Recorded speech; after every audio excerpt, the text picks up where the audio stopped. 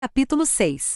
Que diremos, pois? Permaneceremos no pecado para que abunde a graça? De modo nenhum. Nós, que já morremos para o pecado, como viveremos ainda nele? Ou porventura, ignorais que todos quantos fomos batizados em Cristo Jesus fomos batizados na sua morte? Fomos, pois, sepultados com ele pelo batismo na morte, para que, como Cristo foi ressuscitado dentre os mortos pela glória do Pai, assim andemos nós também em novidade de vida.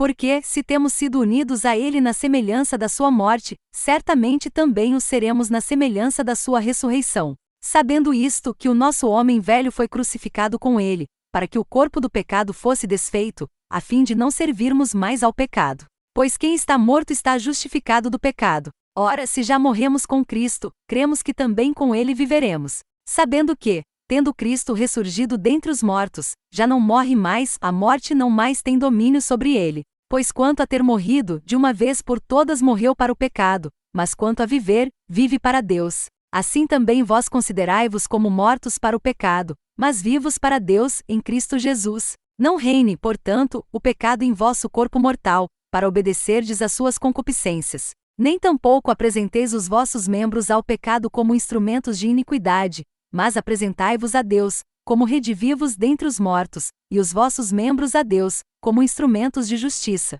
Pois o pecado não terá domínio sobre vós, porquanto não estáis debaixo da lei, mas debaixo da graça. Pois que, havemos de pecar porque não estamos debaixo da lei, mas debaixo da graça? De modo nenhum. Não sabeis que daquele a quem vos apresentais como servos para lhe obedecer, sois servos desse mesmo a quem obedeceis, seja do pecado para a morte, ou da obediência para a justiça. Mas graças a Deus que, embora tendo sido servos do pecado, obedecestes de coração à forma de doutrina a que fostes entregues. E libertos do pecado, fostes feitos servos da justiça. Falo como homem, por causa da fraqueza da vossa carne. Pois assim como apresentastes os vossos membros como servos da impureza e da iniquidade para a iniquidade, assim apresentai agora os vossos membros como servos da justiça para a santificação. Porque, quando éreis servos do pecado, estáveis livres em relação à justiça. E que fruto tinhais então das coisas de que agora vos envergonhais? Pois o fim delas é a morte. Mas agora, libertos do pecado,